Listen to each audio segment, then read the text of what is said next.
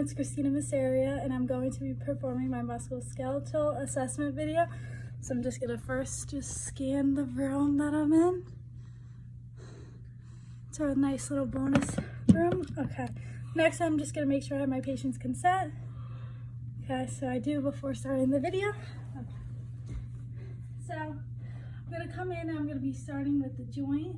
So I'm gonna be looking to see if there's any redness, tenderness, or swelling in the area, which there's not. It has a good size and contour. So next I'm going to be moving on. I'm going to be palpating his TMJ.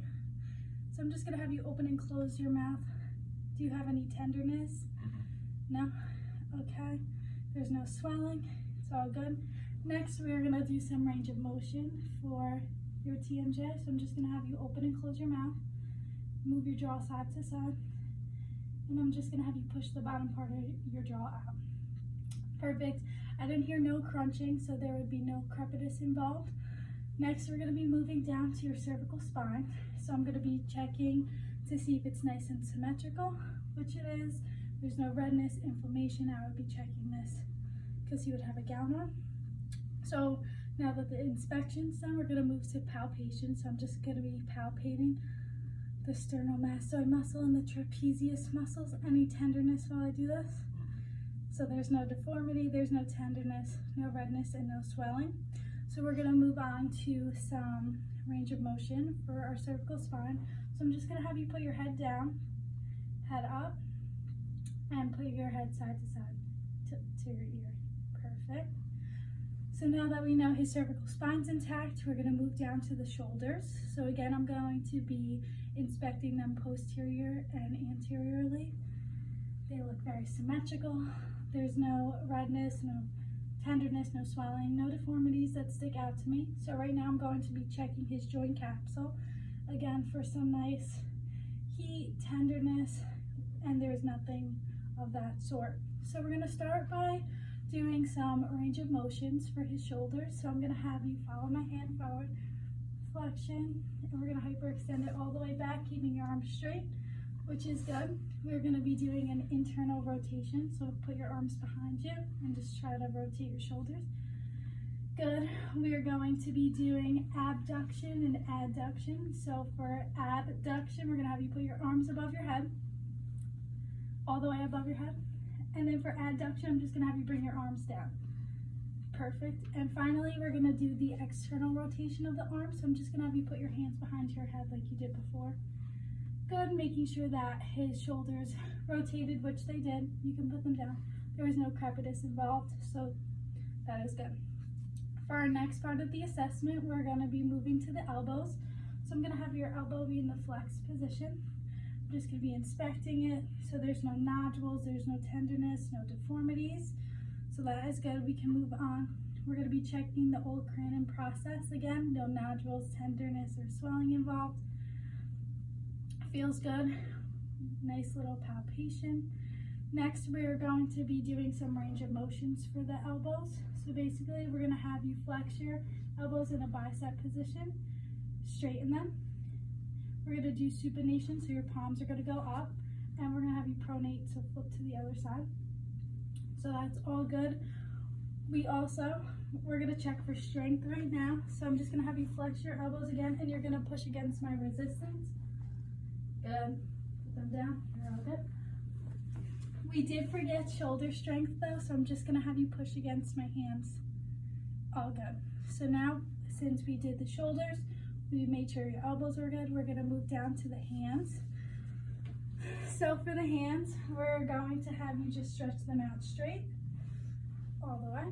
So we're making sure that the fingers are straight as well as in a straight line with the arm, which they are. So we're gonna just be, we're inspecting the contour of the hands, the color, there's an even coloring throughout, they don't have any deformities, no tenderness, so we're gonna palpate them. We're palpating the metaphalanges and the interphalanges. That is all good. No tenderness, right? Okay, we'll just check the other hand. Okay, good. So now we're gonna be moving on to range of motion for the hands. So I'm gonna have you stick your arms out forward. I'm gonna have you bring your fingers up to the ceiling, put them down, put the arms straight again. Next, I'm gonna have you bend your fingers at a 90-degree angle. Perfect. I'm gonna have you put your hands back up to the ceiling. We're gonna be checking your wrists, so move them both side to side. Perfect. Next, we're gonna do abduction and adduction. So I'm gonna have you put your arms out and then bring them into a fist. Good. And next, I'm gonna have you stick your fingers up and bring your thumb to your pinky. Perfect. So now we did all that. We're just gonna check the strength of your hands. So I'm just gonna have you pull against my hands. Perfect. So now that we did our hands and wrists, we're gonna be checking for carpal tunnel syndrome. So basically, we're gonna start out with the Fallon's test. So you're just gonna have to put your hands like this. And usually I would have my patient hold it for 60 seconds. And if there's no pain, that is a good sign. And that means that there's no carpal tunnel. But if he did experience burning, then it would show that he has carpal tunnel. Next, we're gonna do the Tinnell's test. So I would just use this. I would percuss that. And then if he did feel a burning in his hand, it would show that he had carpal tunnel. But since he didn't feel that, it's a positive sign. Next, we're gonna be moving on to the hips. So first I'm gonna be start with my patient sitting down. We're just gonna be seeing if the hips are symmetrical. So they seem very symmetrical, solid, no deformities, no tenderness when I palpate the hips. So some range of motion that we are gonna do. We're gonna have you first lift your leg straight. Perfect, put them down. One at a time, we're gonna have you do knee to chest. Good. Next, we're gonna have you do an internal and external rotation. So bring your toes together and bring them out. So good, he's able to rotate his hips. And next we're gonna have you do abduction and adduction. So for adduction, you're just gonna bring your legs together. And for abduction, just scissor kick them out, bring them back in. Perfect. So that just was his range of motion. Next, we're gonna be moving down to the knees. So I'm just gonna be inspecting the knees. He would usually be in a gown, so we'd be able to see the color of them. But anyway, the knees should be nice and smooth, which they are. There's no lesions, no deformities, no tenderness. So I'm just gonna palpate the knee.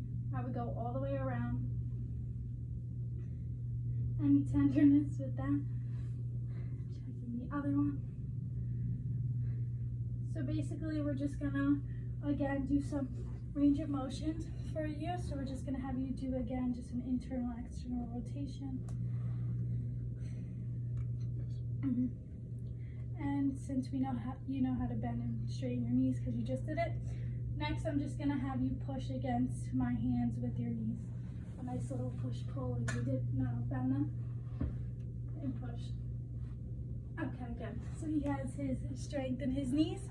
After the knees, we move down to the ankles and the feet. So again, just gonna get down. I'm gonna be checking your ankles and your feet, just making sure that there's no swelling and tenderness, which it doesn't seem to be. Next, I'm just gonna be inspecting the metatarsals and the interphalanges, which they look good. So we're gonna move on to palpation.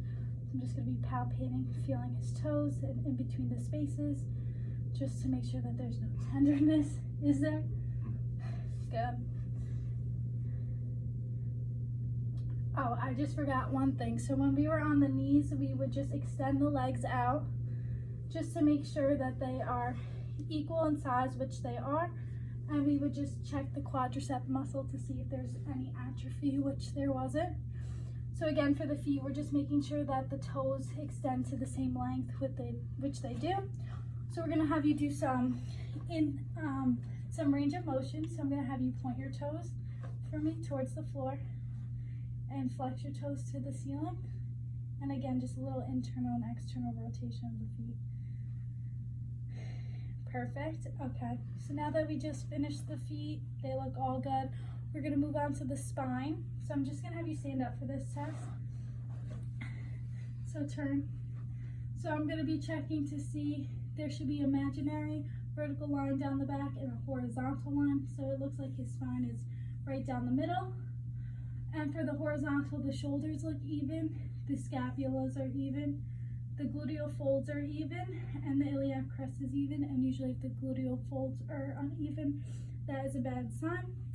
So I'm just gonna have you do some range of motions really quick for the spine. So I'm just gonna have you bend down, touch your toes for me. So it's good, he had a nice 90-degree angle, and we're gonna have you hyperextend back a little bit. Good, you can come up, go side to side. Good, and we're just gonna have you do a nice little twist of the shoulders. Good, and turn and face me. And we're gonna do one more check, and we're looking to see if the hips are symmetrical, which they are, and we are all done with the musculoskeletal video.